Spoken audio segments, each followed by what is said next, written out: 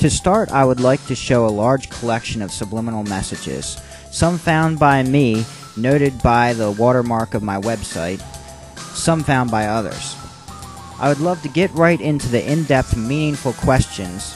I can see by the comments I receive, though, that the base issues need to be first established.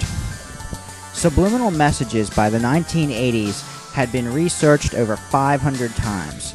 In the US, in 2007, $279 billion was spent on advertising.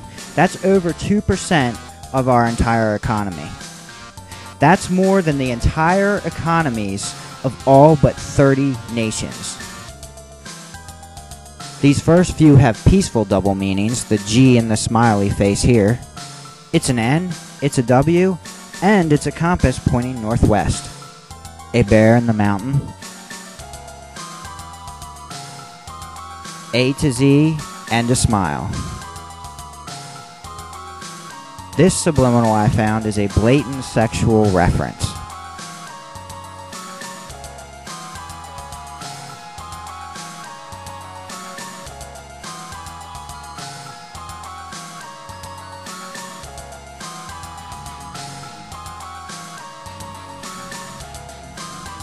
This mermaid has 2 leg fins. Her leg fins are outlined.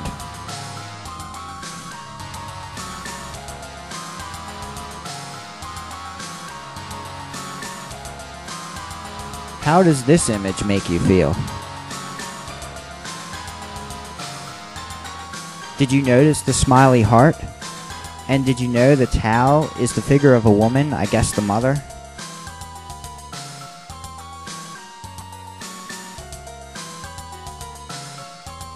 This is a common soda machine. We have a female laying across the top.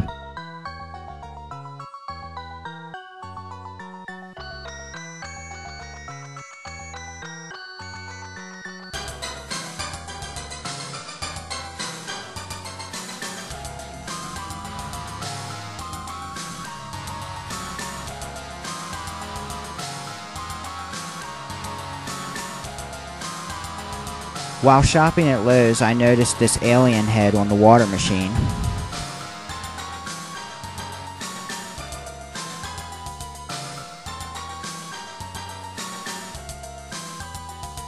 Well-known Disney subliminals.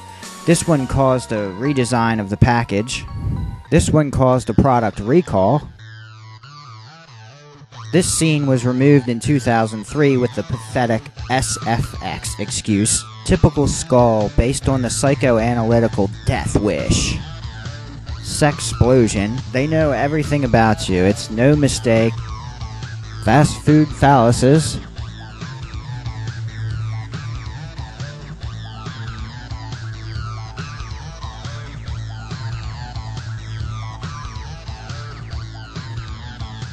Do you see any of the 3 female sets of lips embedded in the background of this poster?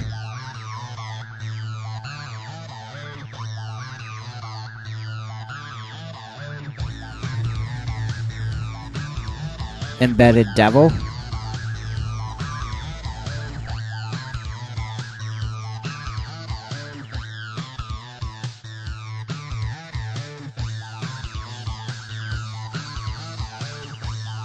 This product's only marketing strategy is sex. Even the Methodists do it.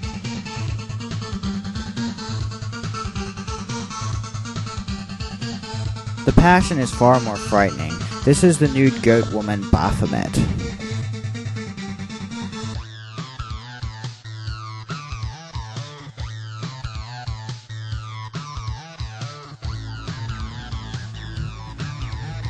Typical faint sex embed. In later episodes, I will explain in depth the psychology of sex and death embeds.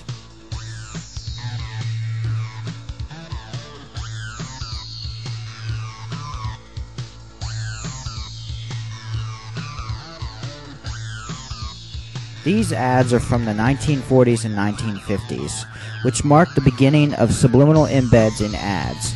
I will detail the history in a later episode.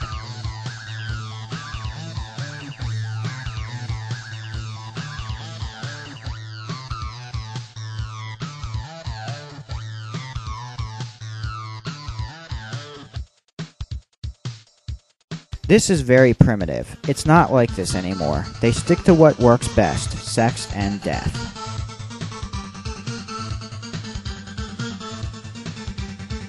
I'm always getting a bunch of misspelled insults as comments. 99% of the time, I've shown a subliminal in a movie or game that the viewer militantly identifies with. It's an amazing lesson in human behavior to see someone totally blinded by bias.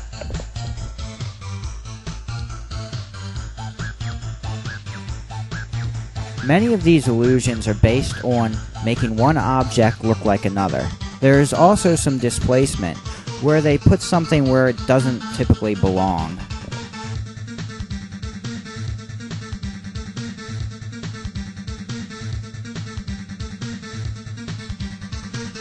Easy to see subliminal sex.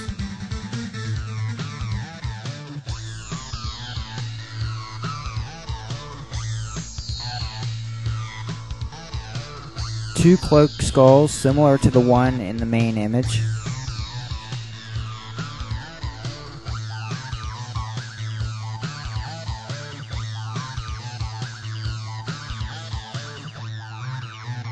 In Picasso's The Dream, the woman can be viewed two different ways. One of them includes a penis.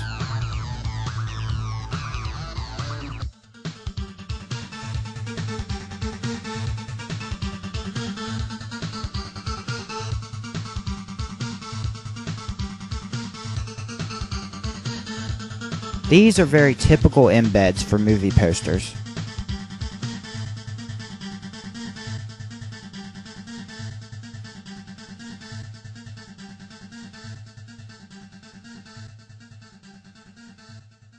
There's a nasty surprise in this game's pre-order cover.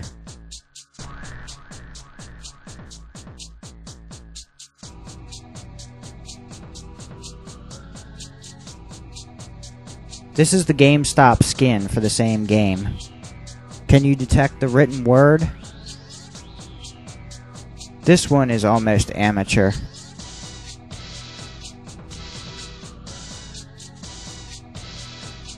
The back of a woman.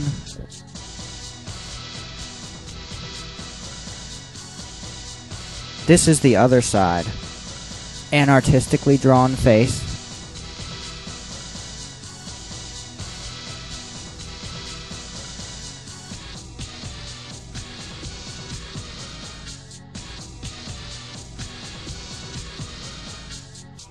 Maybe someone wants to talk about coincidence.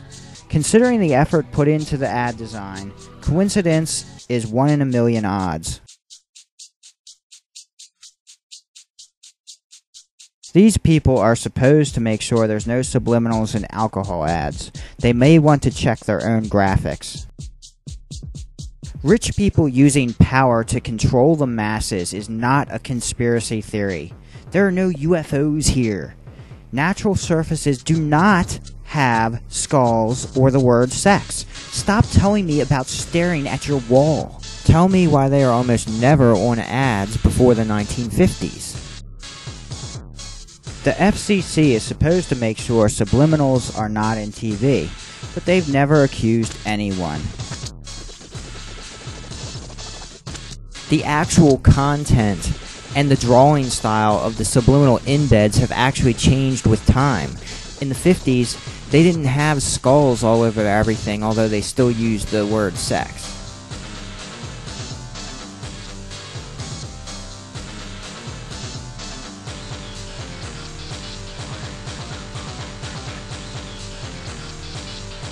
Money has subliminals. We will explore why later. Subliminal sex in comics.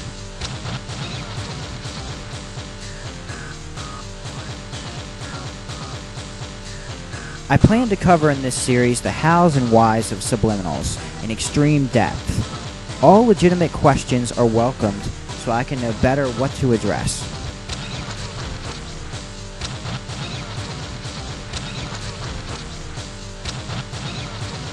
There is a small skull below the moon.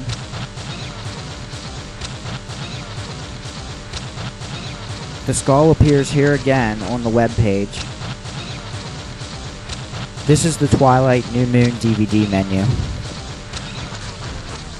My wife also has the ability to find subliminals, and she helps me find material.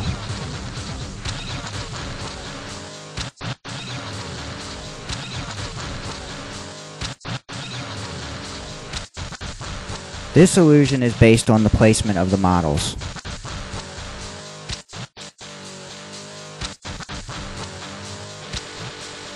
The picture coming up, my wife, my mother-in-law, is a famous illusion depicting a young and old woman both. Which do you see? Once you see one, it's hard to see the other.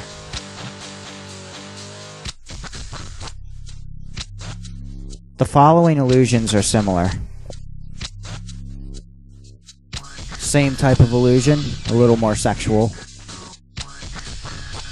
Don't take my word for it. Research subliminal sex or subliminal advertising. I will have book reviews in future episodes.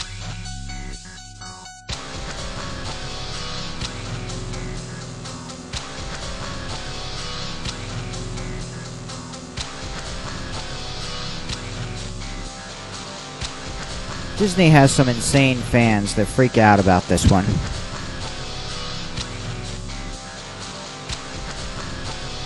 Many of my YouTube subscribers and viewers have personally told me they have the ability to see subliminals.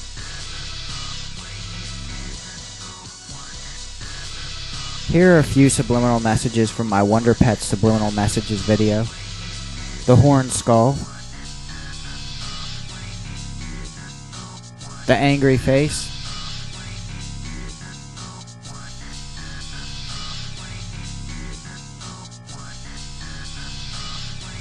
More horned skulls and a face in the bush.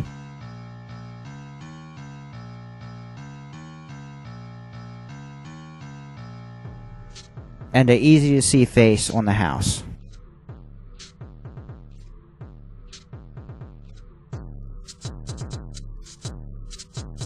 If you plan to attack me, be aware I bite back. Mindless insults only show me you are a clueless child.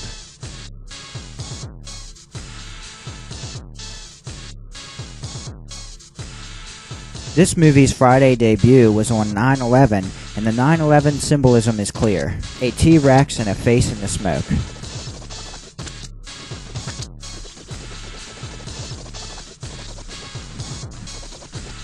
I'm not even scratching the surface of how many of these are out there. Some people say, so, what's wrong with sex? Nothing. What's wrong is promising sex with a deodorant ad. I encourage you to subscribe to my YouTube channel if you really want to know about subliminals. I will not be wasting your time. Get closer to the ones you love. Oh look, the impregnated gingerbread woman gives birth to a gingerbread baby.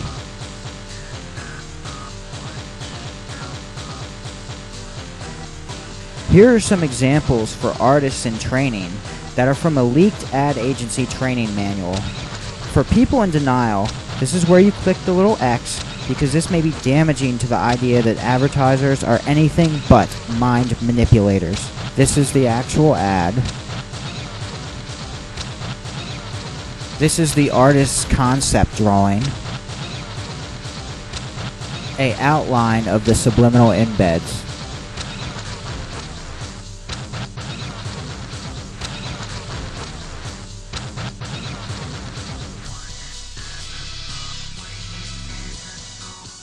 Another from the admin's training manual.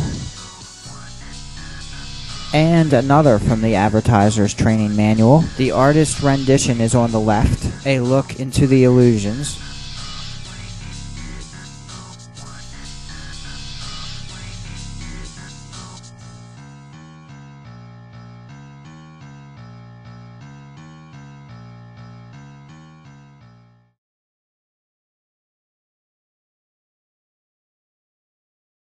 We're going to look at actual documents, the leaked ad training manual. The ad itself seems innocent enough to conscious interpretations.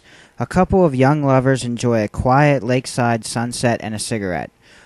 Hardly enough emotional pull for one to risk the dangers of cancer. Since its conception in the early 1960s, the subliminal selling strategy for Kent cigarettes has been based on a variation of our top-secret hell cell theory, to visually promise the viewer salvation from death and the loss of one's very soul to the devil. It's an emotional hook that we've cast over and over again in varying forms for a variety of clients. Religious beliefs and feelings about death stir deeper emotions than the frequently used sexual strategies. Enclosed are two photos illustrating one variation of our hell cell technique. One photo is of the actual cigarette advertisement, while the other photo is of an illustration that emphasizes the subconscious emotional meanings of the advertisement. In the photo of the actual advertisement, note that the sky is a dull, dreary, lifeless gray. Had we so desired, we surely could have chosen a more colorful and romance-inspiring sunset. This dull, lifeless sky surrounds a weak glowing sun that is setting. The darkness is fast approaching. Further statements about the sun and its symbolism will be explained later in more detail. Just keep in mind that it's dreary and weakly glowing. The couple sharing this dismal, insipid sunset seen clearer in silhouette than in inner body detail. The man's facial silhouette has sharp features. His hair comes to a point above his forehead. His nose is sharp and pointy rather than round or piggish. The man's chin visually extended by his thumb. This chin area has been retouched so the chin and thumb are one. Focus on their joined hands. Note that their hands form the silhouette of a devil's face, very similar in shape to the man's facial silhouette. His pointy hair tip coincides with the devil's horn, man's left thumb. His long chin, with its retouched oneness with the thumb, coincides with the long chin on the devil's silhouette. The man is facing to the right, with a slightly downward, towards hell, tilt to his head. The devil's face, formed by their joined hands, pact of evil, is also facing to the right with a downward tilt. Notice that the female's head is also tilting slightly towards the man's. In this adds controlled context. The combination of the man's devilishly long chin silhouette, his thinking position, the devil's face silhouette of their joined hands, and the closeness of their foreheads tell the viewer at their subconscious level that they are in the act of observing some eerie mind-over-matter situation. To further aid in this interpretation, we've placed this devil's head-hand combination directly over the sun. The devil's head is visually in a superior, winning position over the sun. Near the lower portion of this weak glowing, about to go out sun, is a horizontal line that ends up at the sun's left edge. This simple line, placed below the blurred background horizon line, indicates that the sun is setting into the lake rather than behind the lake. The death of the sun, due to the satanic mind-over-matter powers, appears imminent. Of course, this is a physical impossibility at the conscious level. The sun symbolizes life itself. All life, as we know it, cannot survive without the sun. To visually eyewitness the end of life comes as such an overwhelming emotional jolt that the viewer's mind searches for a way to repress such matter. To provide a way out for this disturbing thought, we provided a distinctive weed directly below the horizontal sun-sinking line. This weed makes conscious lock-on relatively easy. It's easier for the conscious mind to interpret the horizontal line as part of the weed rather than to deal emotionally with the death of the sun. This evil couple, with the dying sun trapped between them, are wearing the same color and style pants. Her black leather belt is very wide and masculine appearing. It's not thin, dainty, or feminine. By giving her subtle masculine traits, we've changed their gender in a subliminal role reversal. Several of these role reversal subtleties will be brought out as the ad is gradually explained. The fact that their pants are green is no coincidence. Green is the color associated with witches. Research based on Halloween studies readily verifies that most children who choose to be witches choose green makeup. Children's stories often portray green witches. The green of their pants blends in with the green wild weeds they're standing in. Unkept or uncut weeds represent, in this context, the wild, uncontrolled, uncivilized natural element. The shoes or feet have been retouched to blend with this wild, weedy, green ground area. Feet are often symbolic of one's foundation, of being the cornerstone upon which their lives are based. Devils are often portrayed as hoofed or cleft-footed. Dastardly villains in movies, plays, and TV programs often walk with a limp or crutch of some type. This symbolizes a crippled, weak, twisted foundation on which their lives are based. By blurring the couple's feet into the weedy and wild foreground area, then airbrushing in devil faces and horror faces, we've visually shown that their lives are based on evil and death. Their souls are evil. To further enhance this evil foundation interpretation, the male's knees have been artistically distorted and warped. They bend inward at a dissonant distance, implying a weak knee and warped structure. The female has a dissonant wrinkle in the knee area. Both their pants are full of deep wrinkles and creases, which further enhance a weak, warped, twisted interpretation. Airbrushed into the lower leg of the female's pants is a giant spider. Another giant spider is airbrushed below it, lying upside down on the ground. These two spiders are joined at their abdomens, implying that they are mating. Since small spiders are high on the phobia index for fear arousal, it only stands to reason that larger effing ones would provide the emotional jolt necessary for conscious repression. The dissonant clues are the thin, lightly etched, almost vertical lines that form the top spider's legs. These ultra-light leg lines are much higher than any of the surrounding wild weeds and thinner than any wrinkles or creases. The spider's round bodies provide yet another dissonant clue that can't be missed by the viewer's subconscious. Note that in the man's pocket is something long and hard, as evidenced by the telltale bulge and crease. This is very close to his genital area. The devil's head silhouette is in front of both their genital areas. This mind over matter evil situation picks up sexual power of procreation with the interplay of the following elements: larger than life fornicating spiders, hard phallic object, knife, in the male's pocket, and the devil's head created near both of their genital areas. The giant spiders also imply usage of hidden webs and snares, being snared by Satan, being caught up in a web of death and despair. Spiders often paralyze their victims in order to suck them dry at their convenience, a painful and gruesome death, not the type of thing one would want to deal with at the conscious level. Easy repression material. Both individuals are wearing red tops. Red is the color associated with hell and the devil. Red and green are also color opposites. Since both of these individuals are wearing just red and green, it signifies the joining of opposites and correlates with the devil's pact theme, the union of the devil, red, with the witch, green, to forge a superior evil force capable of overpowering life.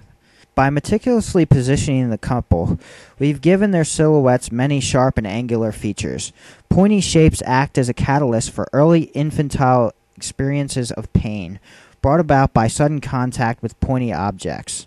In the man's lower back area is a spike or pointy shape dissonant to the round form a sweater wrinkle would normally form. His spine appears warped. A long, pointy spike shape is also formed by the space between his lower legs. A wisp of hair has been airbrushed into the woman's nose area. This visually gives her a long, witch-like pointy nose. Her belt buckle top forms a pointy shape. Two small points have been airbrushed along the top edge of her hair, suggestive of horns in this controlled context. The two individuals are pointing their cigarettes towards each other. These two cigarettes are thinner than actual cigarettes. The thinness implies that these objects are needle-like and pain-producing. Rather than smoking, these two are actually caught in the act of jabbing each other. This is indicative of their sadistic love to inflict as well as experience pain. This pain-loving female is the same height as the male, rather than being smaller. He's wearing a long-sleeved turtleneck, while she sports a thin, short-sleeved top.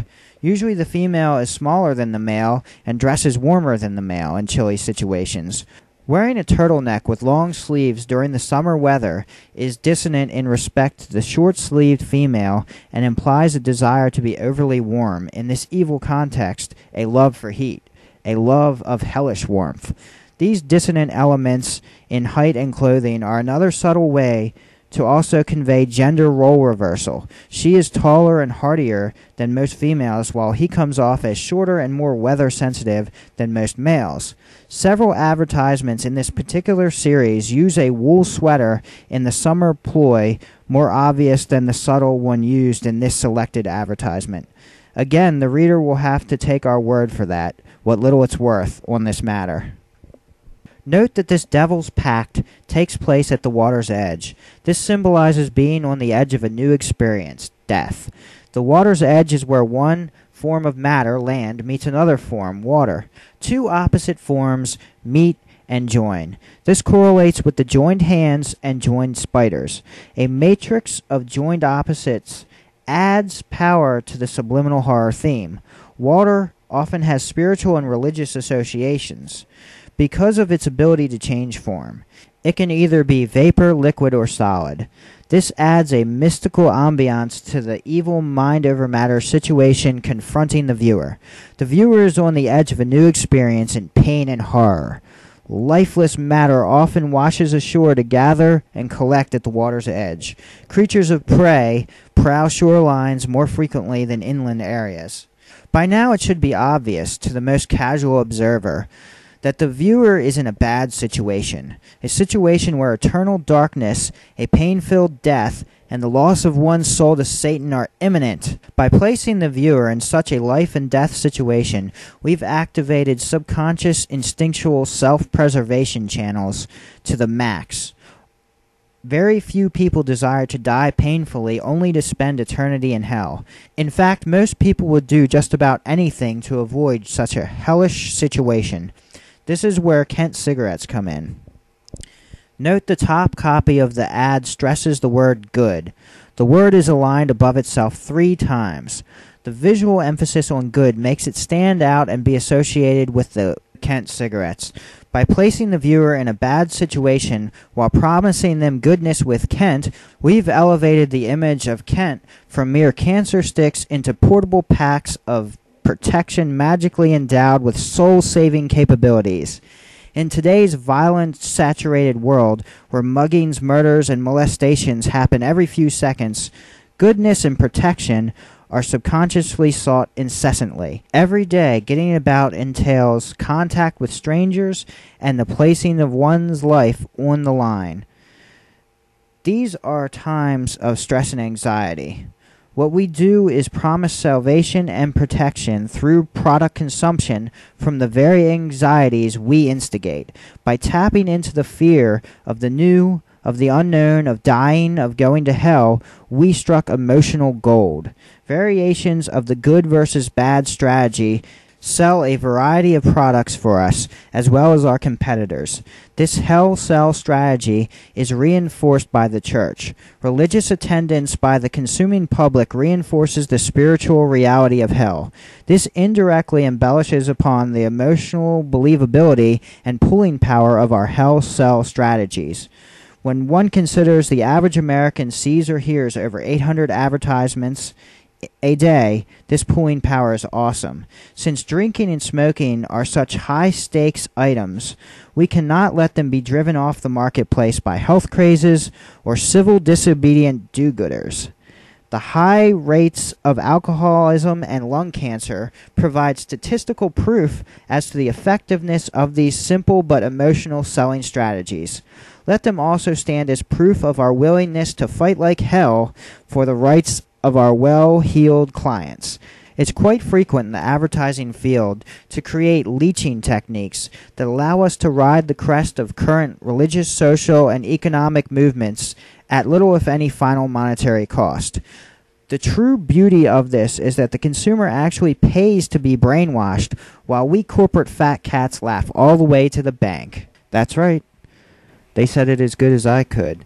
They brainwash us, and we pay them to do it. The psychoanalysts that came out of Vienna, Austria, before and during World War II revolutionized marketing upon arriving on Madison Avenue. These protégés of Freud could sell more products by manipulating our subconscious motivations and desires than the pollsters like Gallup ever could wish to.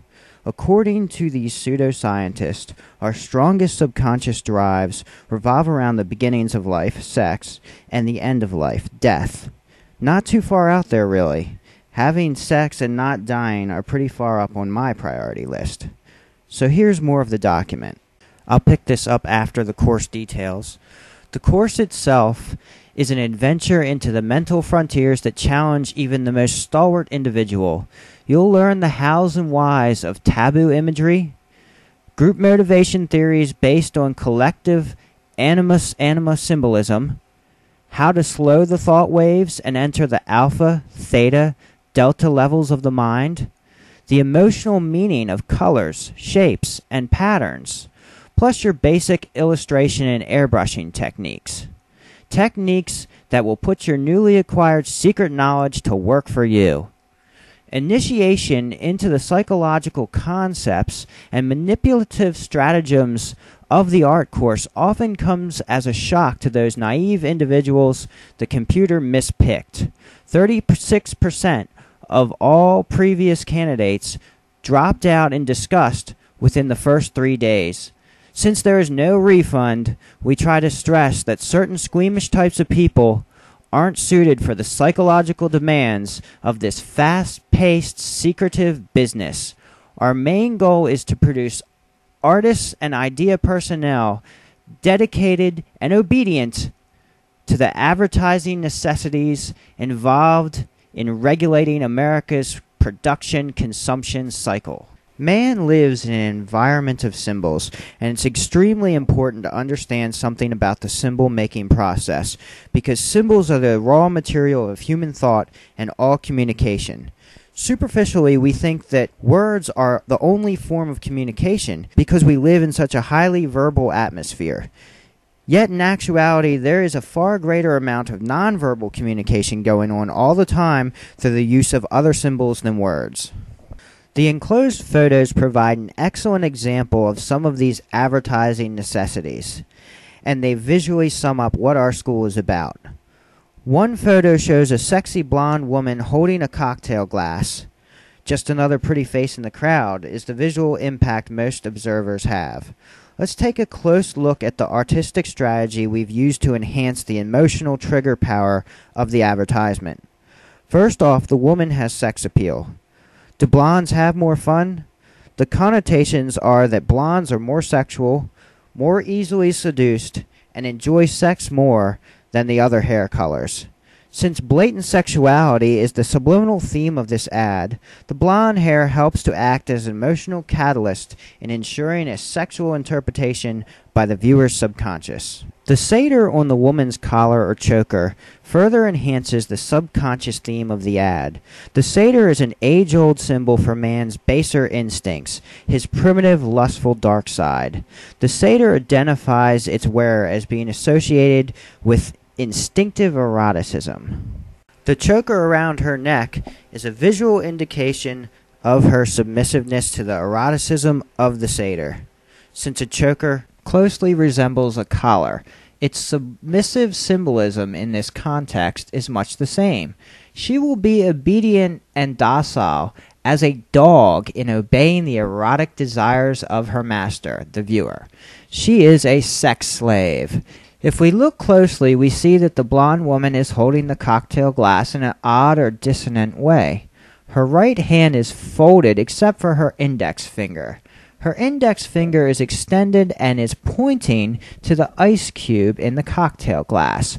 Pointing is a way of directing someone's attention to a specific area or direction. In this case, it's the ice cubes. Airbrushed into the ice cubes are several erotic symbols. These symbols are designed to activate socially taboo thoughts and emotions in the viewer. By activating these deep instinctual thought processes, we guarantee our client the emotional involvement of the viewer or potential customer. We create the desire that can only be satisfied by product consumption. The symbols in the ice cubes may seem invisible, but hypnotic research has shown 95% subconscious pickup. The subconscious can take in an astounding amount of visual information. This information filters its way up to the consciousness by way of what is socially acceptable. The rest is to remain in the subconscious, where it later emerges in the form of desires and wants that are satisfied only through acts of consumption. The ice cubes, which your index finger points to, form an erect penis. These two cubes have been flesh-colored and can easily be seen from a distance of several feet once pointed out. Note how the penis angle is correct for proper virile erection. Since a penis in a glass is considered taboo, this image would be immediately repressed. People only see what they expect to see. The woman's lips are in close proximity to this erect, flesh-toned penis. The idea of fellatio is reinforced by the satyr blowing on a flute or phallic-shaped object. Oral sex is a commonly desired quest and fantasy of males of all ages. By retouching and airbrushing in this symbolic sexual message, we've elevated a mere glass of whiskey into a potent aphrodisiac. Next to this erect penis is a red cherry. Red is a hot, loud, and active color. On the right of this red cherry is a happy fornicating rabbit. This rabbit is an apt symbol for love and sex. It's common knowledge that the logo for Playboy magazine is the promiscuous rabbit. Male boastings of sexual prowess often include emphasis on the partner's ability to F like a rabbit. Note that the ice cube area surrounding the rabbit's engorged penis is a creamy white. The ice cube area above the cherry is also creamy white rather than a see-through clearness. In this ad's blatant sexual context, this creamy white color correlates with the creamy whiteness of sperm. Obviously, ejaculation by fellatio will be successful, enhancing the virility appeal of this product. Below the fornicating rabbit is a happy, smiling human face to symbolize a drink that tastes good and will make one happy. It also correlates with the love for oral sex, licking her lips in anticipation. Below this smiling face are several other penises in various stages of sexual excitement. To the left of these aroused penises are several female shapes with large breasts. The large breasts help activate instinctual maternal sucking impulses associated with the pleasure principle. The female shapes visually stimulate any repressed sexual desire in the viewer.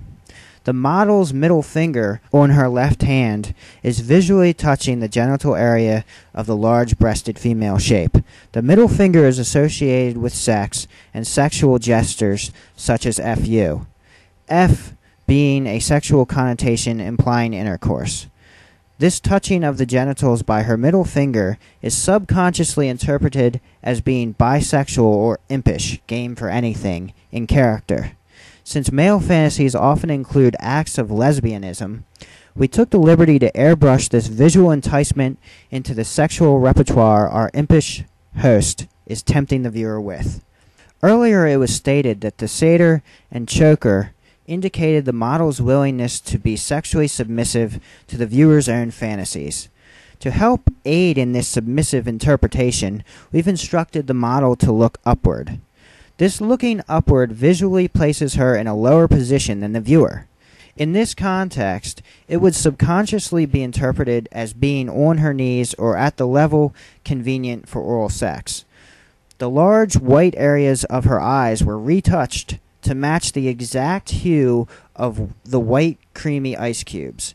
Exhaustive research indicates the subconscious reads this as she has eyes for spurting sperm. She loves climatic pleasure. She's voyeuristic. Even the copy of the ad must correlate with the erotic theme. About midway through the copy, the wording goes, "the smoothest thing since skin." This correlates with the smooth skin of the penis that she's pointing to. The rest of the copy is quite sexual when placed within the subliminal sexual framework of the ad. It brings out the imp in all of us, refers to the releasing of primitive sexual desires and impulses found in every human. Here is the final example I have from the training document. This is another ad from the Kent Good Time campaign. It seems to employ the same hell sell technique previously covered. In this ad, the female is wearing the thick sweater. They have the mirror jabbing her in the head, which I would have thought is coincidence if they did not spell that out for me. Other horror features on her apparently are an embedded spider, a warped knuckle, and an evil eye. If anyone has these original ads or knows what year and in what magazines they were ran, please contact me. There's a subliminal penis near the woman's mouth. There's emphasis on both of their teeth. The man is dripping blood near his hairline with a horn shape made from his hairstyle. As he drives the car, his eyes are tightly shut. I'm no psychoanalyst, so I'm not going to try and play out whatever sick, twisted game this ad is designed to play on our subconscious mind. The hood of the car has swear words, horror faces, and devil faces embedded in it. These subliminal embeds are not just on tobacco and alcohol ads. They're on just about all ads, even ads directed at children. Ernest Dichter, the father of motivational research, wrote in the Handbook of Consumer Motivations, "We attempt to escape fear-producing stimuli. By producing fear, we can alter people's behavior.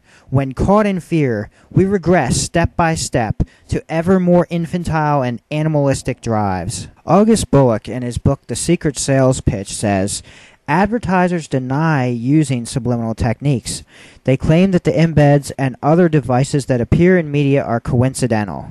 Later, he says, so many coincidences appearing in one ad strongly suggest that subliminals do not appear in media by accident. Advertisers' denials seem even more implausible, however, when you consider that series of ads often incorporate similar subliminal techniques. Wilson Bryan Key says in his book Subliminal Seduction, embedding refers generally to the practice of hiding emotionally loaded words or pictures in the backgrounds of ads.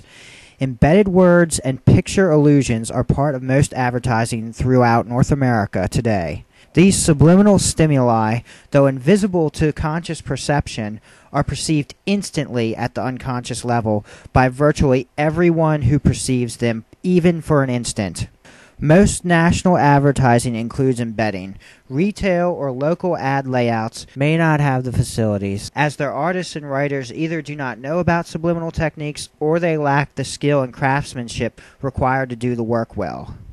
Every major advertising agency has at least one embedding technician in its art department. The technique is taught in most commercial art schools. He later says, sex is the most frequently embedded word in the American advertising industry. Multi-dimensional printing techniques permit advertising artists to plant taboo emotional words dozens of times in a single layout.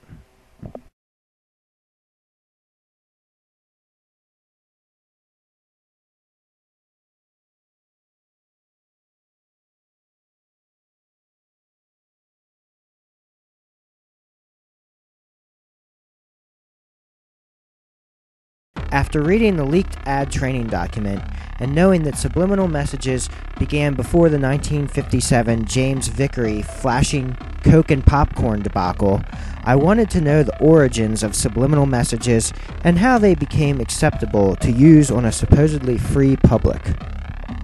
In the leaked ad training document, the advertisers say that they are regulating America's production-consumption cycle.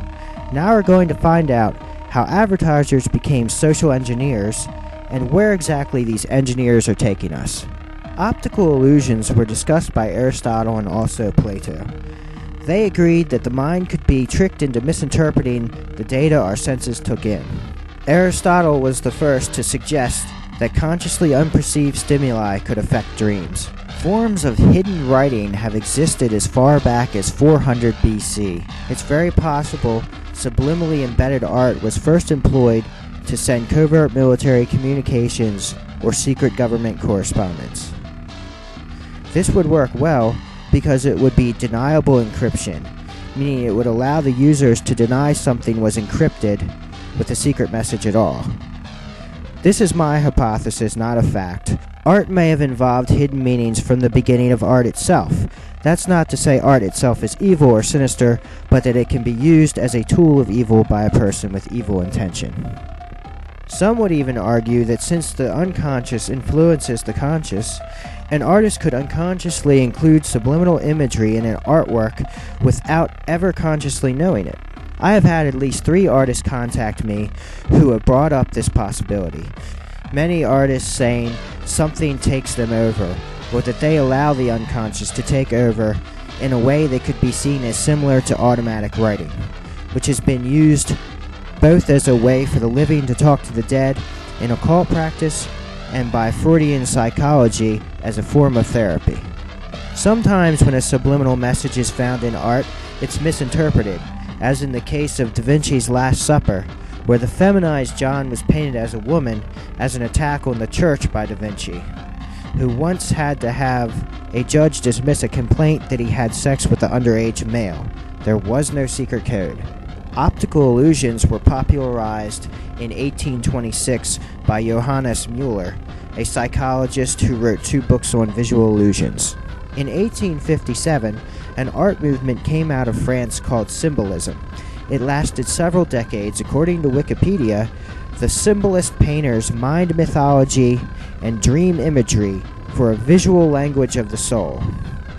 That takes us straight to Sigmund Freud's publishing of The Interpretation of Dreams in 1899, often called his most influential book.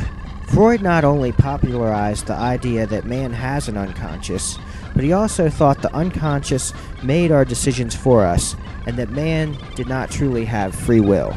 Freud called part of this unconscious the id. He saw the id as the only true self.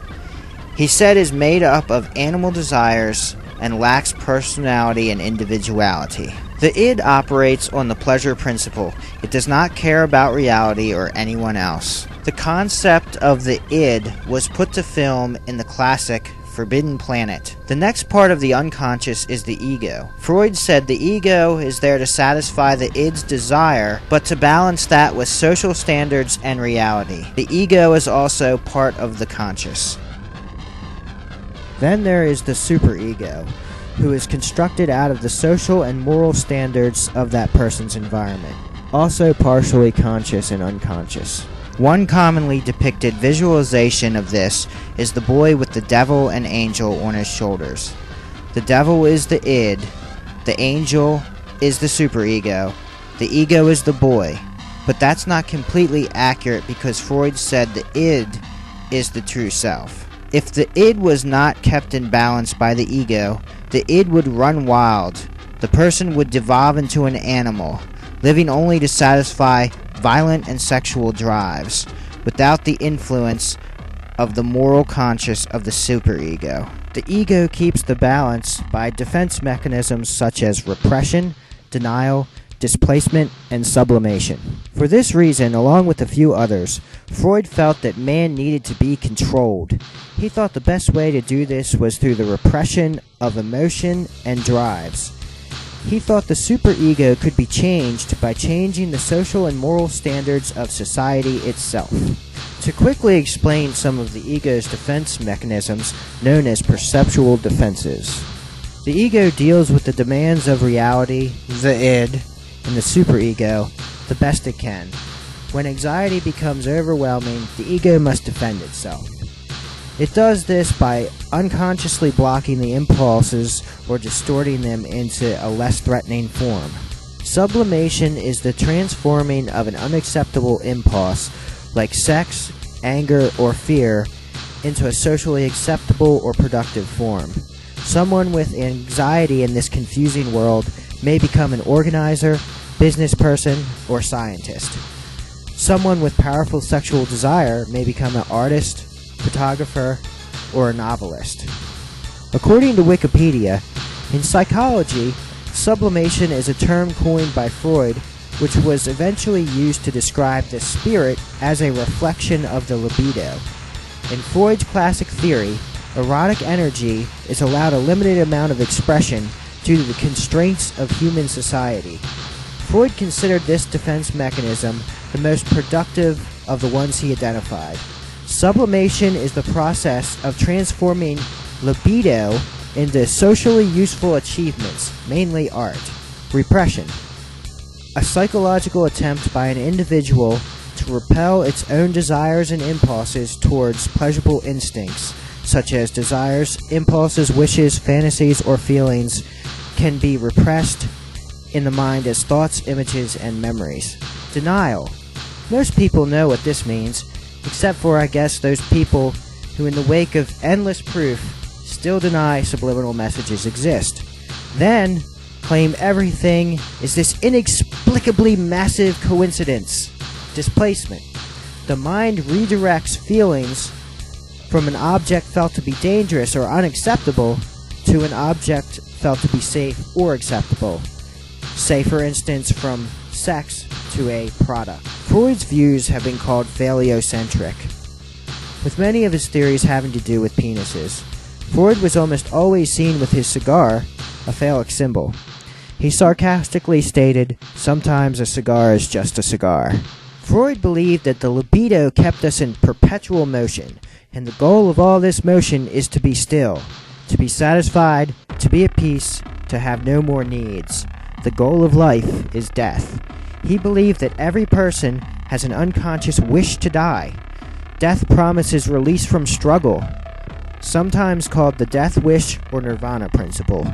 This can be acted out on oneself, such as suicide or chronic alcoholism, or acted out on others in the form of violent aggression and destructiveness. Because of the wars in Europe, and Freud's understanding of the psyche, Freud felt man's libidinal forces could drive the masses into a fury of destruction. He said these libidinal forces needed to be repressed. He was like the Darwin of the mind, whose atheistic view of man and his mind reduced man to an animal, and reduced his mind to a collection of evolutionary relics and animal drives with no free will to make rational choices. It's this view of man that justifies governance by an intellectual elite. Man could not be left to think for himself. Man must be controlled. Our next stop takes us to the Woodrow Wilson administration. Could it be the administration that forced through Congress the federal income tax and the Federal Reserve Act also played a role in bringing about the unconscious manipulation of the public? Woodrow Wilson formed the Committee on Public Information for the purpose of altering the public opinion to be in favor of the U.S. entering World War I. Public information should be translated to propaganda. Two of Wilson's advisors who took part in the committee were Walter Lippmann and Edward Bernays. Bernays was Sigmund Freud's nephew. He was responsible for getting Freud's books published in the U.S., and he popularized Freud's theories in America. Walter Lippmann was a founding member of the CFR and was known to be sympathetic to communism. Let us compare these two men. Bernays was the father of PR, Lippmann the father of modern journalism. Bernays wrote the books Crystallizing Public Opinion and Propaganda. Lippmann wrote the book Public Opinion. Bernays wrote a book called Engineering Consent. Lippmann used the term manufacture of consent. Bernays was an Austrian Jew, while Lippmann was a German Jew. Bernays said, "As civilization becomes more complex, and as the need for an invisible government has been increasingly demonstrated, the technical means have been invented and developed by which public opinion may be regimented.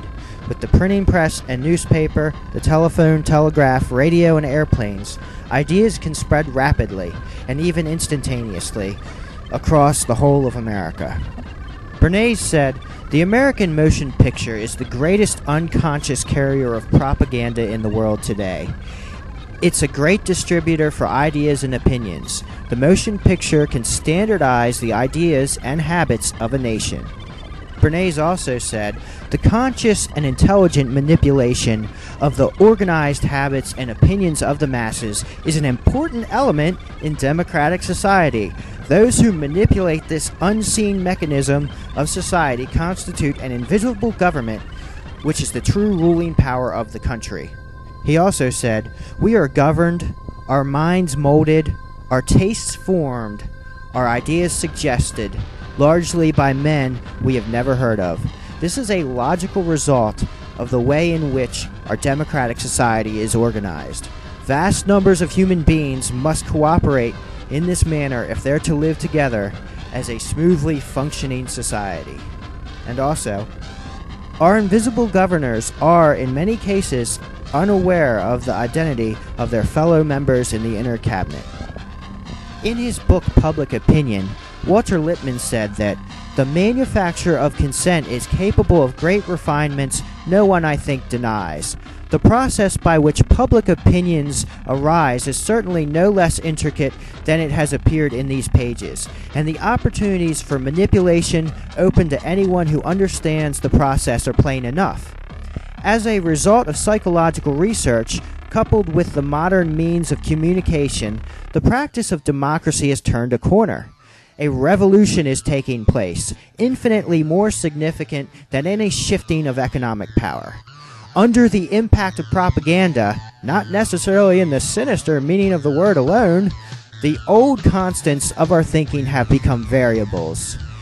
It's no longer possible, for example, to believe in the original dogma of democracy, that the knowledge needed for the management of human affairs comes up spontaneously from the human heart. In his book, Lippmann compared the masses to a great beast and a bewildered herd that needed to be guided by a governing class. He described the ruling elite as a specialized class whose interests reach beyond the locality. This class is composed of experts, specialists, and bureaucrats. According to Lippmann, the experts, who are often referred to as the elites, are to be a machinery of knowledge that circumvents the primary defect of democracy, the impossible ideal of the omnicompetent citizen. The trampling and roaring, bewildered herd has its function to be the interested spectators of action, not participants. Participation is the duty of the responsible man, which is not the regular citizen, but an elite.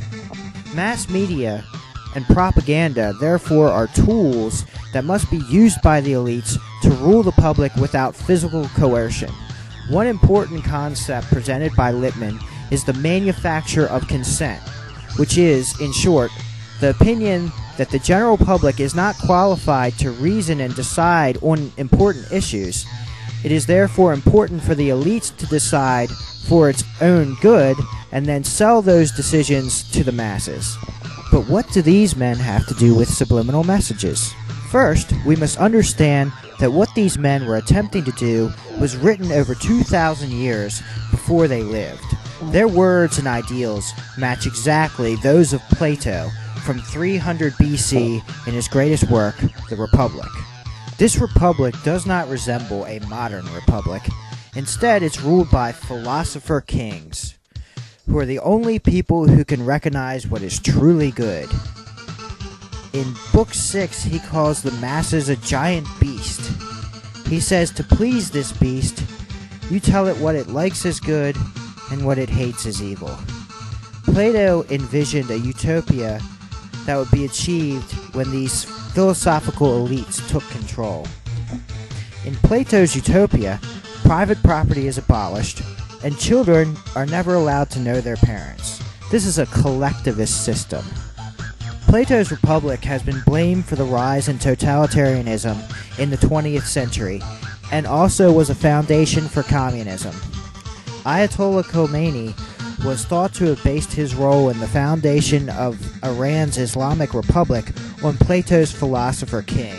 This collectivist system, ruled by an elite class, not only does not respect individual rights, it sees its citizens as beasts that need to be controlled and told what to think.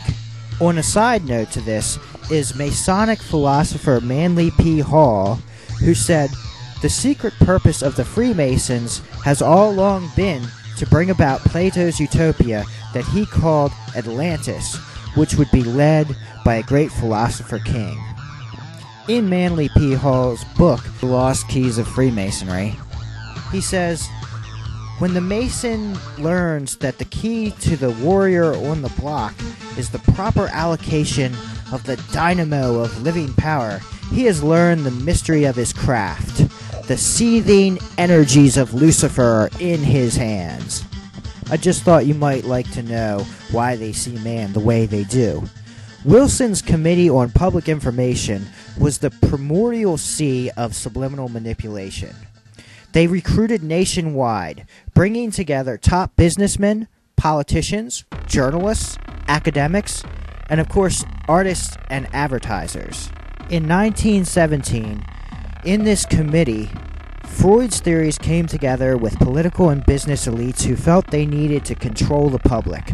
Journalists, artists, and entertainers would be the foot soldiers in the war against independent thought. Now it was time to undo the American ideal of staying out of foreign entanglements. In a monumental propaganda campaign, the elites, by manipulating public opinion, now had the tools to take America wherever they wanted. According to Wikipedia, Bernays was one of the first to attempt to manipulate public opinion by using the subconscious. While most of the images of World War I propaganda I've seen are not high enough quality for me to tell if they are subliminally embedded, the casual observer can see the underlying sexual theme. In this one, a topless maiden requires rescuing.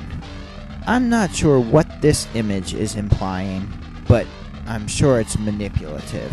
Here we have a blonde in a nightie making a hand sign at sweaty males operating a large phallus symbol. Both my wife and I initially thought she was removing her nightie strap. Also note her hand sign. I believe this image has several embedded sexes.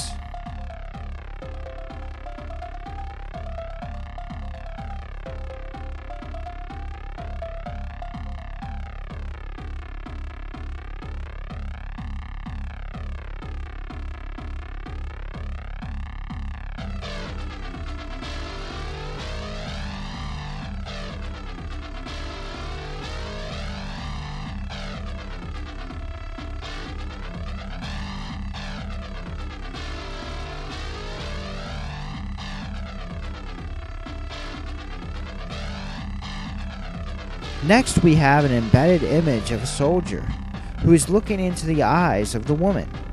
Maybe that's why she's about to remove her clothes.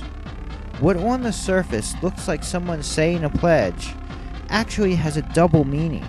The meaning reinforced by the woman reaching her arm out with two fingers entering the wreath, which is sexually symbolic.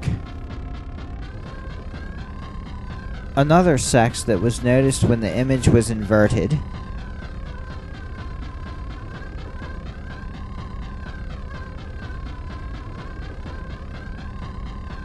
Women in underwear must have been sewing a lot of bonds. Part of this one's clothes is flapping in the wind. Another possible sex embed. Two sexes in the flag.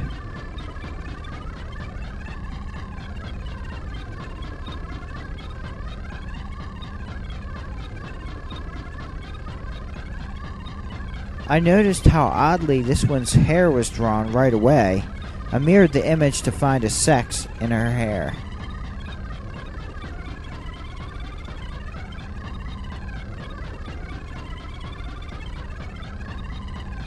So to get America into World War I, they decided to go with the hardcore sexual sell. In this 1917 Navy ad, they used the prove your penis is large tactic with this obvious yellow penis. They also embedded other strange images in World War II posters that I've shown in other videos, such as a man in a top hat, a bull, and a telephone.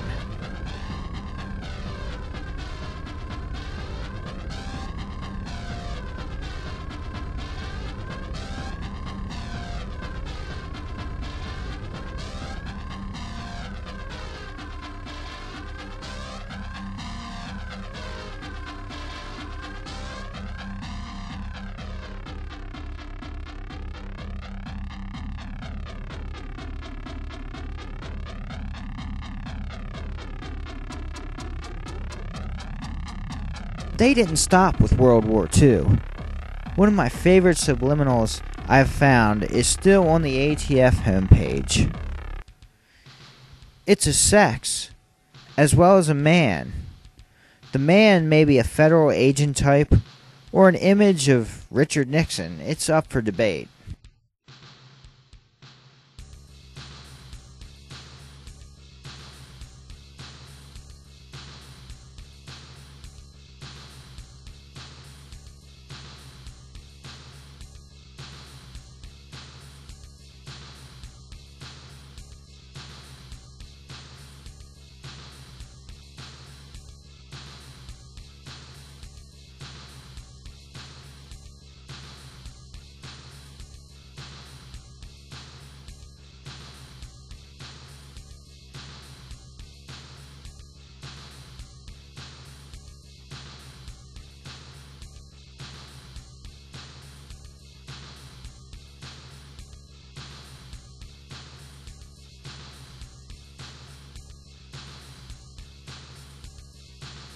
Propaganda after the war was converted to propaganda for profit. Bernays renamed this new form of propaganda public relations.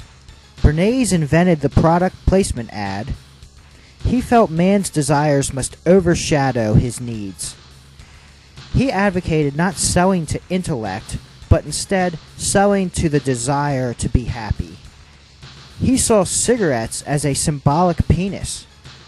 Uncle Freud said, women unconsciously felt inferior because they don't have penises. So Bernays had suffragettes encourage women to smoke, calling cigarettes torches of freedom. Bernays' peacetime plan was to channel man's libidinal forces into product consumption. The irrational masses that needed to be controlled could now fuel the greedy desires of the few, while also displacing or sublimating their violent and sexual desires onto the purchase of a product. Now a product is no longer just an object. Now it can be a status symbol, a statement of how virile you are, of how large your penis is. It doesn't matter how far you go in debt, as long as you have proven how virile you are and how very large your penis is. This can easily be observed by watching the midlife crisis male buying that sports or luxury car that puts them heavily in debt. We now buy products to confirm that we're good parents, to become free, to make ourselves more sexually attractive, to provide ourselves with a reward, to enhance the female body image, as a solution to loneliness or nostalgia, to be a good wife, father, husband, and to become wise. The manipulators turned to business to fulfill the people's desires, and business turned to the psychoanalysts to increase their profits. The result was a society that viewed their own self-worth by the purchases they made and the products they purchased. Meanwhile, more artists and better artists were being hired and contracted to create commercial advertisements. One of the earliest known commercial applications of subliminal messages was on a 1916 cover of the Saturday Evening Post by Norman Rockwell. Wilson Bryan Key documented the subliminal sex on Rockwell's cover for the Saturday Evening Post, but according to Norman Rockwell, The Underside of Innocence, there are many instances of subliminal sexual embeds in other Norman Rockwell paintings as well. Some other subliminal embeds pointed out in the book Norman Rockwell, The Underside of Innocence, are several phallus symbols, androgynous characters, and implied incest between Rockwell's family members. One example of this is from later on in Rockwell's career when he did propaganda posters for World War II, one of them being Rosie the Riveter.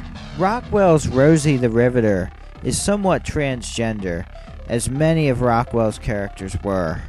According to Norman Rockwell, The Underside of Innocence, the image is based on Freud's phallic mother, which I don't have time to get into. According to the author, Rosie's riveting gun is a phallus symbol.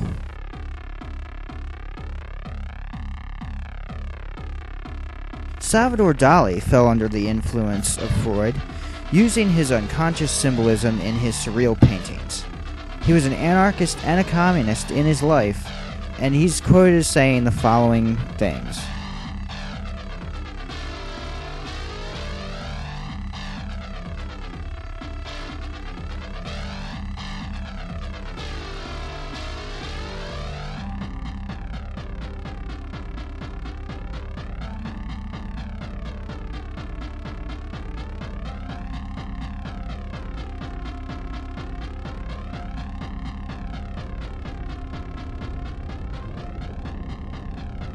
Now the subtle manipulation techniques of the artists and the musicians would be used by corporations to sell products to the masses. Now, instead of listing the product qualities, they list the emotional needs the product will fill. Ernest Dichter pioneered what was called the depth approach to motivational research, where ad focus groups were mentally probed for hours by psychoanalysts just as a mental patient would be probed.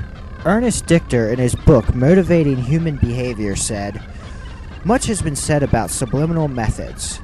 Although they are not as dangerous as they've been made out to be, they are also not as ineffective as others pretend. However, we do not have to look for mysterious and magical formulas for flashing messages lasting 1/100th of a second on a television screen. What we can use instead, much more effectively, is background material, or something that is even more subtle, the ad behind the ad." On May 18th, 1956, the New York Times printed an article with Gerald Stahl, Executive Vice President of the Packaging Designers Council. He stated, "Psychiatrists say that people have so much to choose from that they want help. They would like a package that hypnotizes them into picking it up." He urged food packers to put more hypnosis into their package designing. In 1934, Dichter started a psychoanalysis clinic on the same street in Vienna as the now elderly Sigmund Freud lived. In 1939, upon coming to New York, Dichter offered several companies his talents as a psychoanalyst to help them gain customers. His first consulting job was for Esquire, where he told them to focus on the nude pictures in the magazine. Next, he told Ivory Soap that bathing was an erotic purification ritual. After that, he told Chrysler that American men saw a car as a kind of mistress. According to Freud on Madison Avenue, Dichter told Chrysler to put in sexual double entendre into its advertising. "It fits me like a glove, and you just slip in it," were two lines he suggested. During World War II, he became a program psychologist for CBS and did some anti-German propaganda. In Dichter's first book, The Psychology of Everyday Living, Dichter explained marketers had to address consumers' emotions, irrational behaviors, and unconscious drives, which were much more basic and powerful than logic. Ernest Dichter was made famous by the book The Hidden Persuaders. Some of his motivation techniques were phrase completion, association tests, and the Rorschach inkblot test. It was Dichter that came up with the great idea to put candy in the grocery store checkout lanes. According to Freud on Madison Avenue, Dichter's perfect world was the human being his or her own god. He said, "I like to think of man as a higher ape, an animal who loves to grasp, whose palm is an erogenous zone." Dichter told Ronson lighters that a flame was a symbol of sexuality. After reading that, I realized one of their logos was a figure ground illusion. One way it's a flame, the other way it's a vagina. Dichter invented the focus group. According to Freud on Madison Avenue, after the fallout from Vickery's flashing "drink Coca-Cola and eat popcorn," Dichter, who was a firm believer in the science of subliminal perception, was worried that Vickery's stunt would give motivational research a bad name. The book also says, no ID prober was better known than Ernest Dichter, who is busier than ever sticking his nose into consumers' collective unconscious. Dichter had achieved almost mythical status, with many in awe, if not afraid of the uber shrink. Dichter thought women bake cakes as an act of fertility. He recommended his clients emphasize a creative, fertile moment in their ads. He said women like bug sprays instead of more effective products because killing the roaches with a bug spray and watching them squirm and die allowed the women to express their hostility towards men. In 1960, he published The Strategy of Desire, where he said, "Whatever your attitudes towards modern psychology or psychoanalysis, it has been proved beyond any doubt that many of our daily decisions are governed by motivations over which we have no control and of which we are quite unaware." He said, "About the only label most Americans look at closely are those disclosing the proof of the liquor they buy." Dichter told his clients to think twice about featuring more blacks in advertising, saying blacks wanted to see white models. In 1971, he published Motivating Human Behavior, where he claimed that continuous economic growth could solve all of the world's ills: poverty, nationalism, racism, war, and even destruction of the environment were no match for the happiness to be found in consumerism. Vance Packard said in The Hidden Persuaders, "The kind of tomorrow we may be tending toward in the merchandising of products may be exemplified by the use of depth probing on little girls to discover their vulnerabilities to advertising messages. No one, literally no one, evidently is to be spared from the all-seeing, big brotherish eye of the motivational analyst, if a merchandising opportunity seems to beckon." In The Hidden Persuaders, one critic of Dichter's motivational research said, "Unless all advertising is to become simply a variation on the themes of the Oedipus complex, the death instinct, or toilet training, we must recognize that the motives which we deal with should be the manipulatable ones." This is yet another verification of the use of Freud's theories in advertising. In Motivating Human Behavior, Dichter said, "We were asked to help in motivating big companies to become interested in donating to Planned Parenthood. His advice to them is to present the problem in managerial terms. A product, in this case, children, are produced." He also told them to present Planned Parenthood as a more complicated and even more exciting project than a trip to the moon. How would you like to go to a different kind of moon? The moon of social, psychological, and political problems. Then he says, present overpopulation as a problem of negligence and stupidity.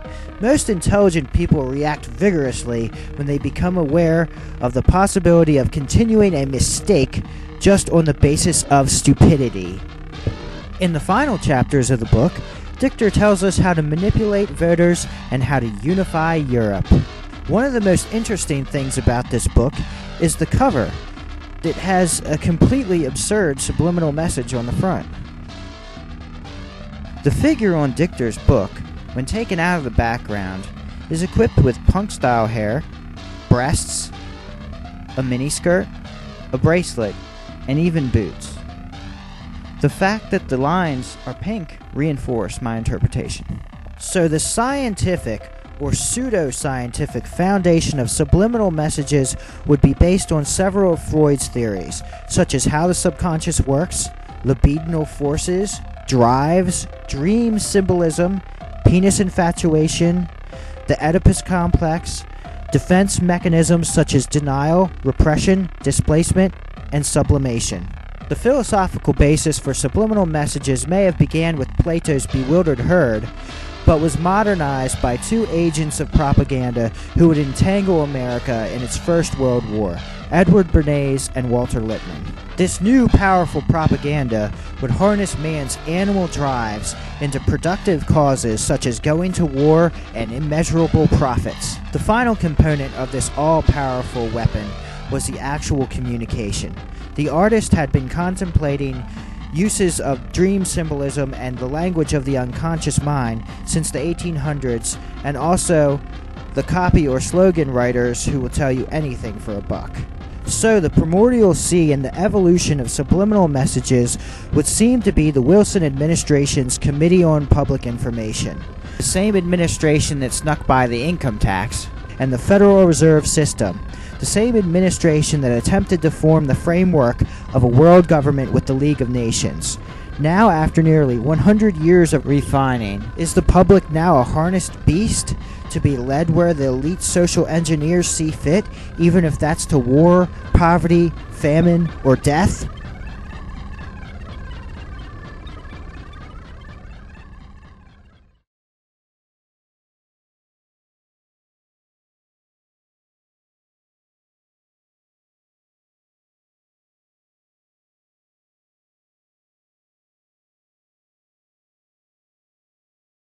The ad campaigns referred to in the leaked ad training documents are Kent Cigarette's Good Time campaign and Hiram Walker Whiskey's Imp campaign.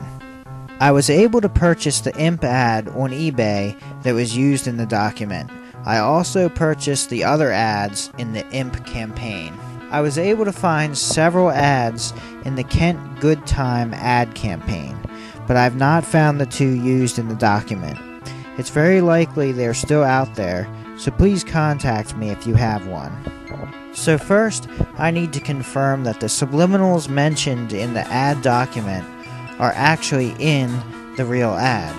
This ad appeared in Sports Illustrated June 7th, 1976. In the actual ad, it's clear several of the subliminals are readily visible that are mentioned in the document.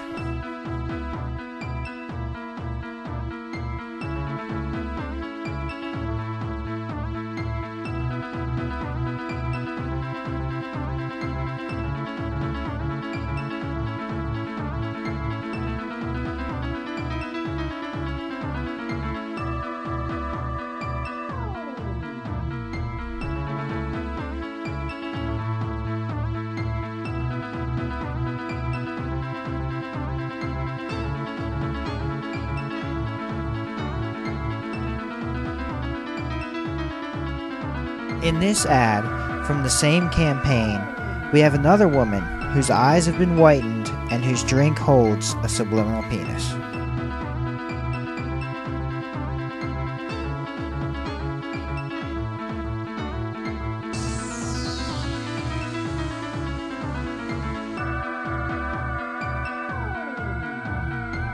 Not only is it a penis, but the top is also a side profile skull. Sex and death, that's just how they roll.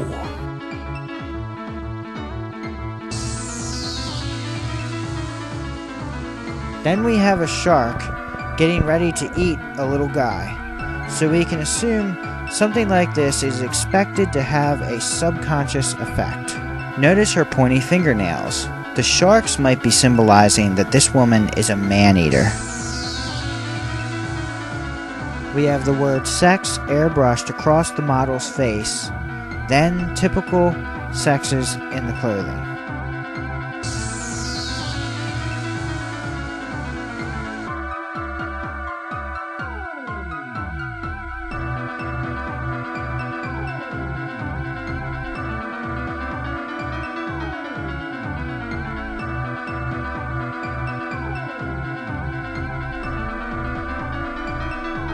There's a less common FU written in her jacket.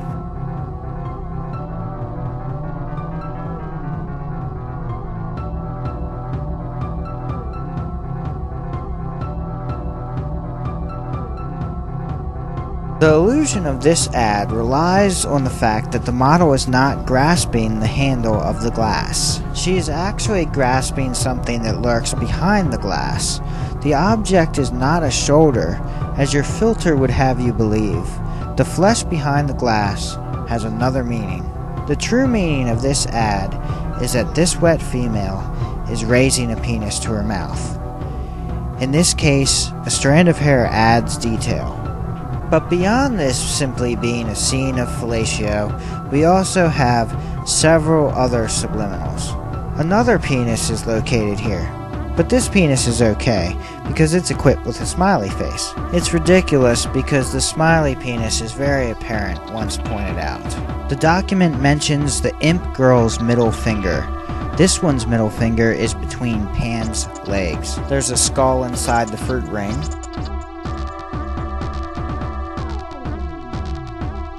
a drowning face, and then another horror face.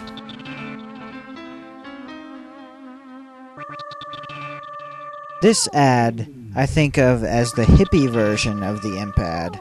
While not as overtly sexual, it has the word sex large and clear.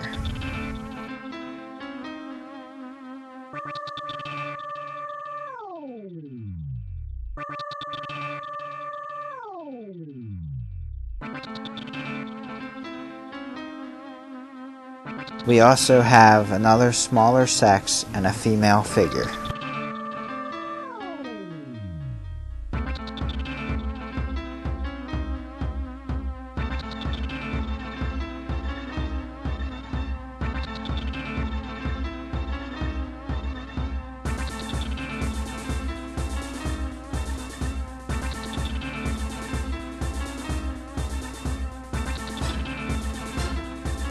The impression that I get is the woman's fingers are spreading something. There were many ads in the Kent Good Time campaign. I have many of them on hand. We can confirm several aspects of the document. I purchased several of the ads, but there are many more that I have not examined. While I cannot replicate the sick, twisted narrative of the satanic couple, I've found many subliminal messages, so many that claiming coincidence can only be done by the willfully blind.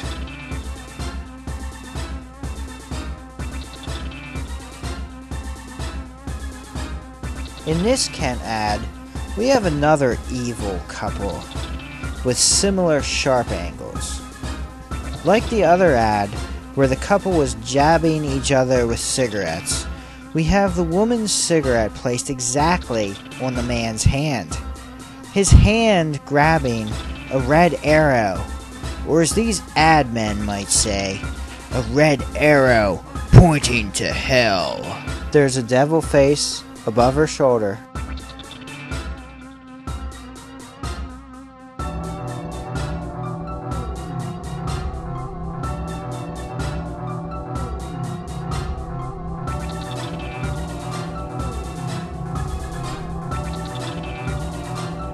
And a sex.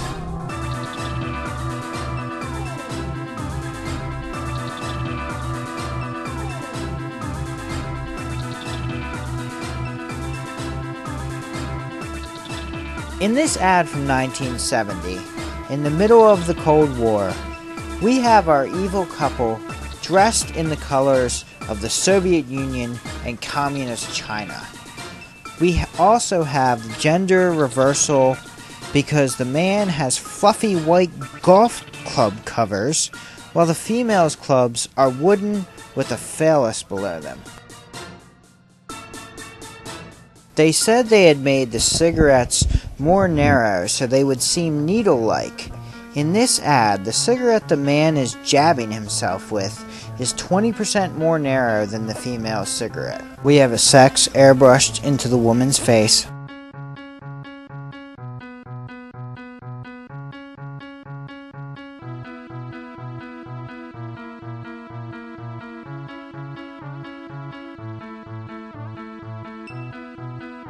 Then we have a very small but clear sex. You may have also noticed the woman's ring resembles a skull.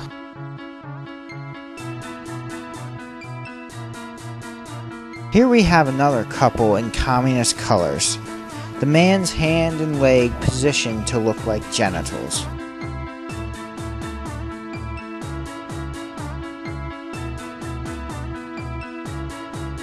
This couple, contrary to the title, does not appear to be having a good time. The woman is huddled over a cup of coffee and looks like she's not enjoying the cold weather. We have some embedded sexes that are fairly visible. The best way to see these is to first lock onto the S, or sometimes obvious straight lines of the X, before attempting to see the whole word. Once you identify the shading of one letter, the others will become apparent.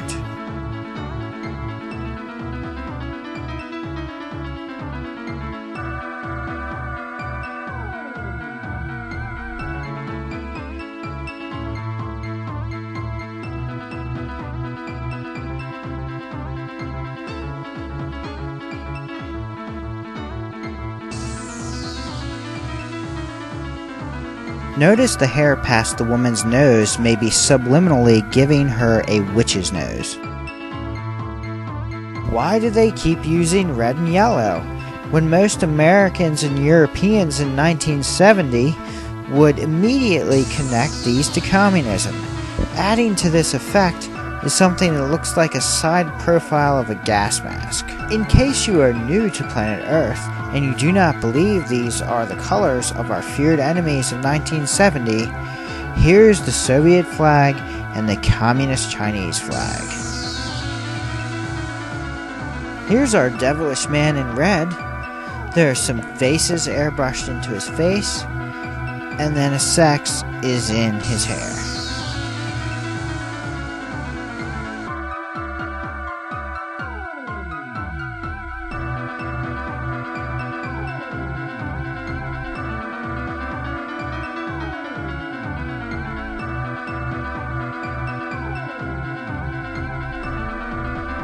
In this ad, 3 short years after the Cuban Missile Crisis, we have the caption, "Brighten up your taste." But it might as well say, "Hey America, I'll put it out in your eye." Can't imagine looking at this ad and not seeing our red-clad minion of the evil empire putting it out in Little Miss Liberty's eye. Look at the look on her face. I can't even believe it. This is an actual ad and no one notices what the ad is showing? Did anyone complain? How can this be interpreted any other way? Oh, we just happened to line up Miss America's eye with the tip of Satan's cigarette. Even her visible eye is wincing in pain. The sharp angle of his hairline creates a horn. Another horn is created by a ray of sunlight. The front of her hair can also be seen as a flame coming off of the cigarette. There is also a sex which is hard to see.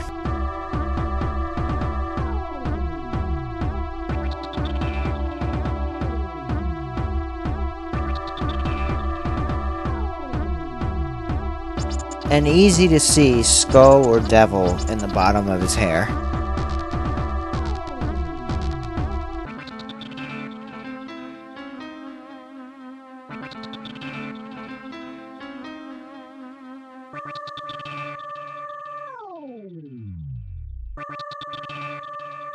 Also notable is the position of the highlighted part of his hand, which could subconsciously be perceived as a penis.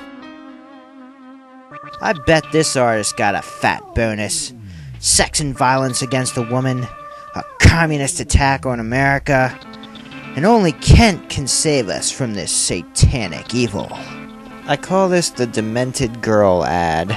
Perhaps her strange, squinty-eyed smile is directed down to the cigarettes lifting towards her skirt, which is most likely a metaphor for the intentions of the young man. We have 2 easy-to-see embedded sexes.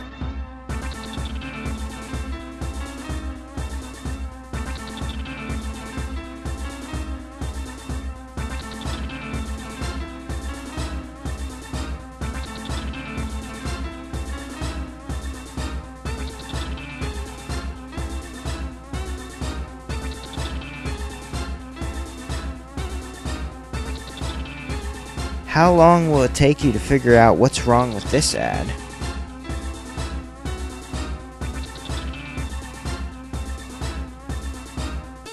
How could it physically be possible for his pants to be poking forward past the fence posts? It's as if he had a third leg.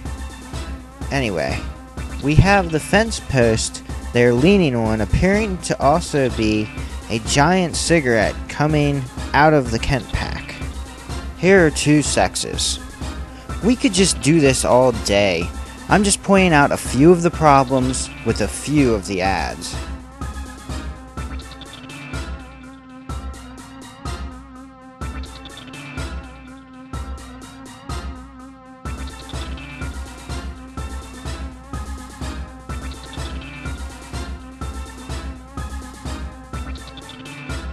Two more sexes.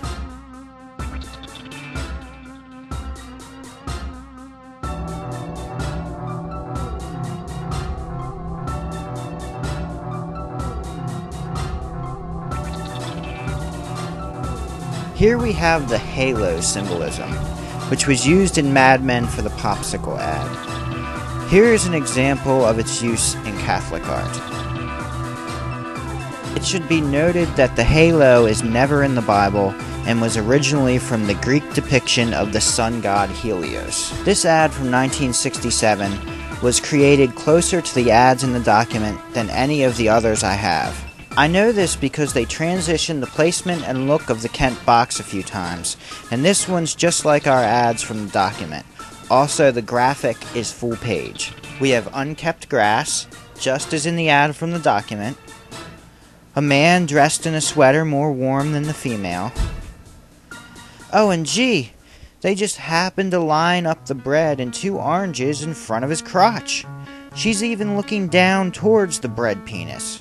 We have all types of stuff embedded in the grass, so if you have any publications from 1969, you may have some of the ads from the document.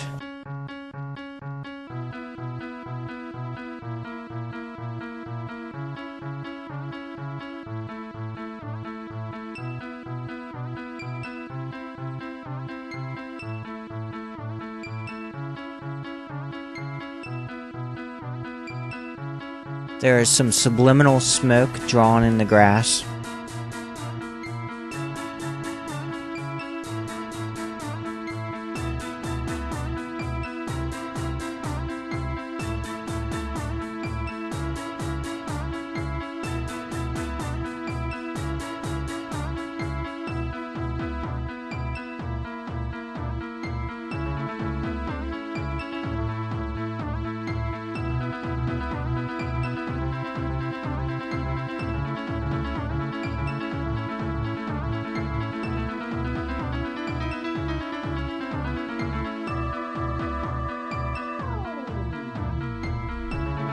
This Kent ad subliminal is widely known and reported on.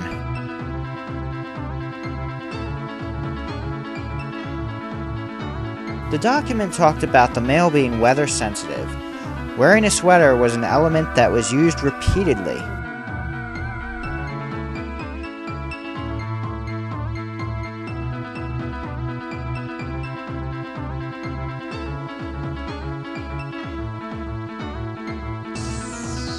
Jabbing with cigarettes?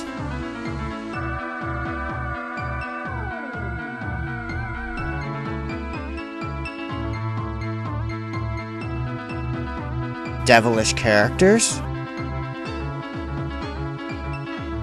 Embedded devils and horror faces? Embedded words? In this ad, the shape and orientation of the man's head is very similar to the silhouette in the document. I only have a small portion of the Kent ads from this era, but I could go on and on with the subliminals in them and the connections with what is stated in the document. The imp ads followed the script even more closely, and more importantly, the ad in the document made it to market, and the subliminals in the document are readily visible in that ad. I called Lorillard Tobacco in an attempt to find out which ad agency handled the Good Time campaign. Thank you for calling the Lorillard Tobacco Company. You may need a paper and pencil as you listen to this message. This call may be recorded for quality assurance purposes. If you have an inquiry or concern about the quality of a Lorillard tobacco product, please press 1. If you would like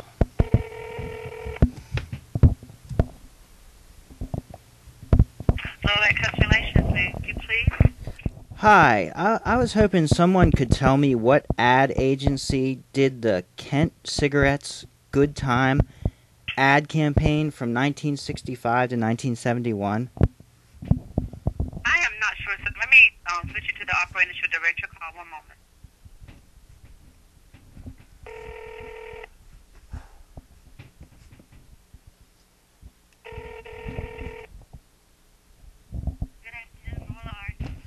Hi, I was hoping someone could tell me what ad agency did the Kent Cigarettes Good Time ad campaign from 1965 to 1971.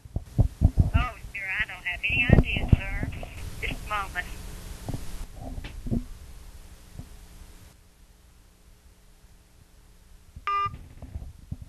My signal was perfect. They simply hung up when my question made it past the secretaries. Is there a reason why they don't want to talk about the Good Time campaign? Is it because they know their secret was leaked? In a later call, they told me they had no idea who did the ads and no way to find out. Yeah, I wanted to know what ad agency did the Kent Good Times ad campaign during the late 1960s?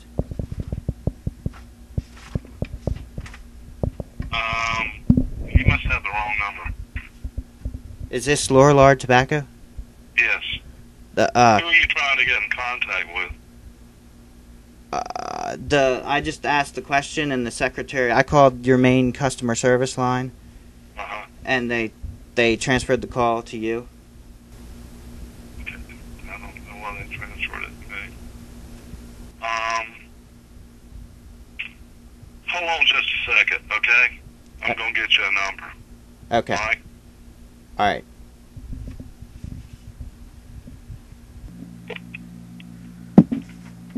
This is Tina Wilkins.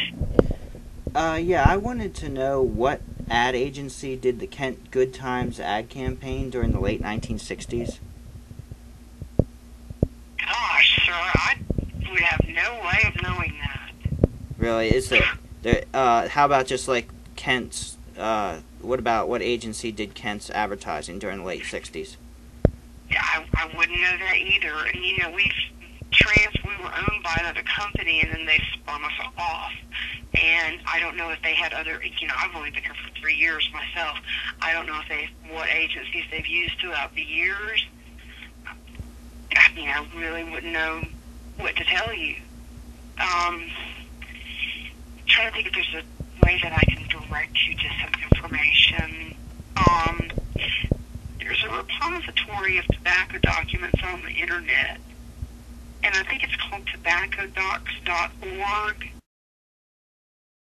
The heavy use of subliminal techniques in these Kent ads from around 1970 show the incredible comeback from the problems in 1957. Vance Packard's Hidden Persuaders was the first problem, and the failure of the Edsel was the second. I had read several summaries of how Ford had an army of motivational researchers designing and marketing Ford's new line, such as in the book Freud on Madison Avenue. They said so much about the car being a failure, but the book never says anything specific that the MR people got wrong. I mentioned the Edsel failure to a car enthusiast. He told me that there was a fairly well-known reason it failed. So what was the reason for the biggest bomb in automotive history? Well, I was told people thought the front grille looked like a vagina. That was too good. It fits right in with what I observe, but I had to look it up. In this Time magazine article, it says, cultural critics speculated the car was a flop because the vertical grille looked like a vagina. And in the Wikipedia entry, some have speculated that the car's failure was because the grille resembled a vagina. Even if Ernest Dichter was right, and men see a car almost as a mistress, I'm sure the idea of a car actually having a metal vagina did not get their motor revving. I wonder though, did they ponder using Dichter's quoted line, "You just slip right in it"? We could have a cross-promotion with turtle wax. Maybe you think the naive people over 40 years ago might fall for this stuff, but this could not be done to us in the information age. But technology has advanced quickly. The people with the power and money have exponentially more tools to manipulate with. Meanwhile, the relative power of the middle class and common man has decreased. These tactics of manipulating perception are still used politically. Over and over, politicians are shown in news releases with the subliminal halo.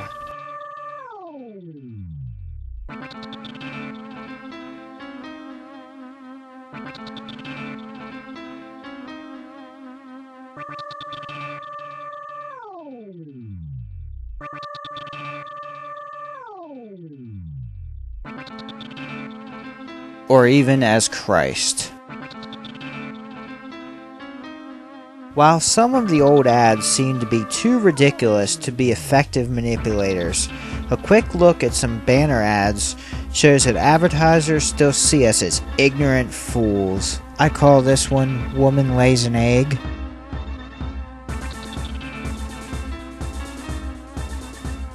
Wait, how do we stay asleep?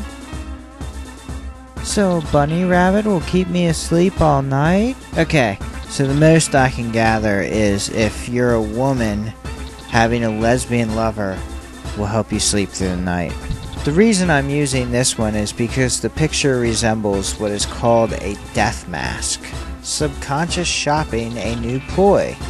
Their hypnotic shop will deploy an array of strategies to touch people's subconscious and make them buy. The installation will be a full sensory assault, using visuals, smells, and subliminal messaging to influence customers' purchasing patterns. Reading the consumer's mind. The pig and poultry industry needs to recognize the power of the consumer's unconscious mind if it is to get its marketing messages across effectively. It's not just about giving consumers all the facts, he said.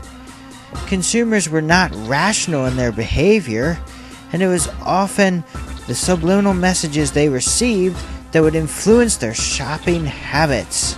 Anything wrong with this? Sex posing? Don't think this is intentional? Then why don't you explain what Verizon is going to expose, considering the background is a shower? On this thumbnail picture for a news story, Reuters news service must have noticed the word behind the poster.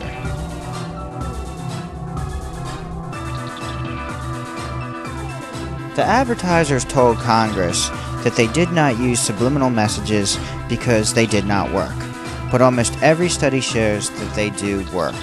UK Telegraph. Researchers found that briefly displaying words and images so quickly that people do not even consciously notice does nevertheless change their thinking. They found it particularly effective with negative images and words which could alter a person's mood. This is from a study from the Netherlands. Could anger make people want things more? Participants watched images of common objects such as a mug or pen appear on a computer screen.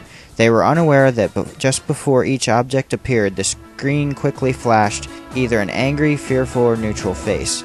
These subliminal images tied to an emotion to each object. The participants had to squeeze a hand grip to get an object they wanted, and those who squeezed the hardest were more likely to get it. The participants expended more effort to get objects associated with angry faces, the study found.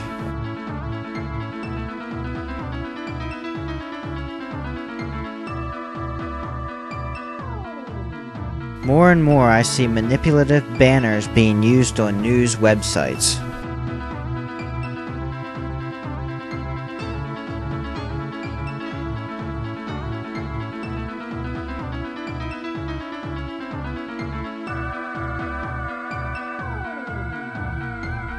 Sometimes people say satanic subliminal messages don't make sense because they don't believe in God. But this is flawed logic because all that would matter is what the advertiser perceives the target audience believes. On this Venom CD we have an embedded 666.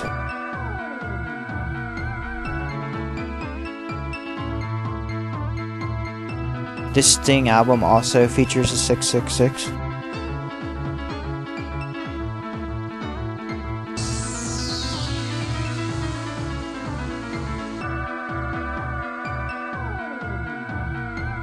On this, the 3 Gs also double as 6s.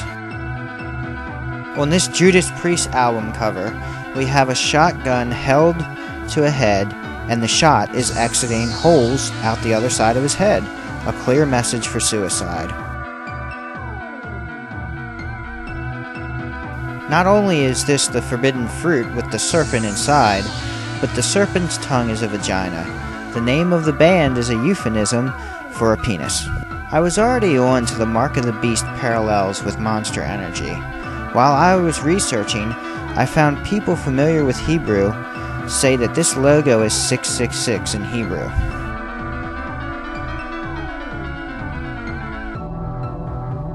This is reinforced by the tagline, "Unleash the Beast." The O is also obviously a cross. Some of their promotional material features people making the devil hand sign. I also will add that the term beast is often used to refer to animals.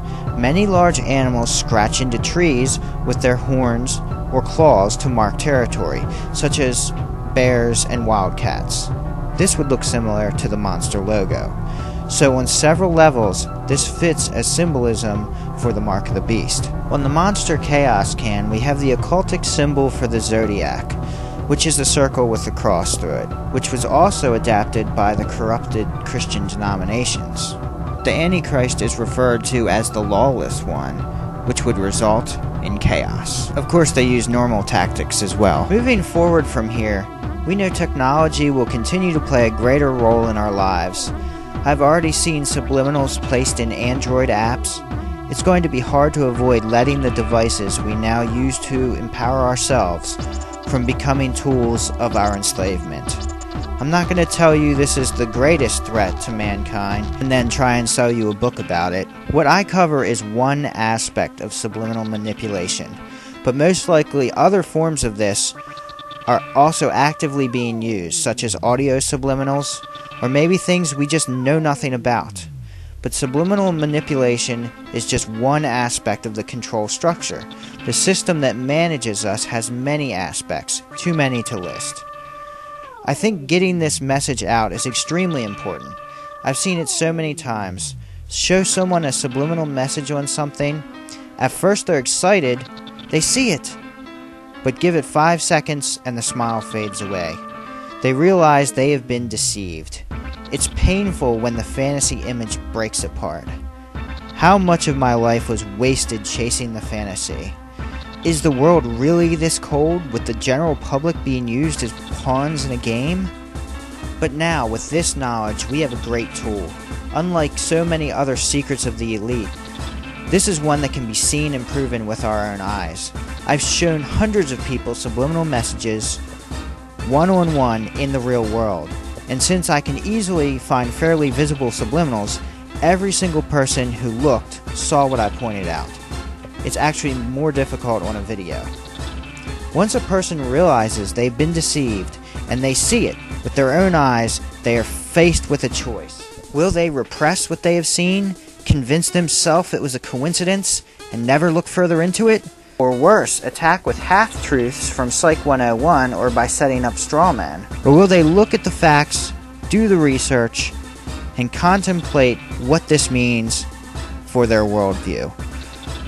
Once you understand how widespread the use of subliminal messages are, you must also realize that the great men of power in this world have deceived you and deceived the masses. Mass manipulation is a necessity to become a high-ranking politician or wealthy business person.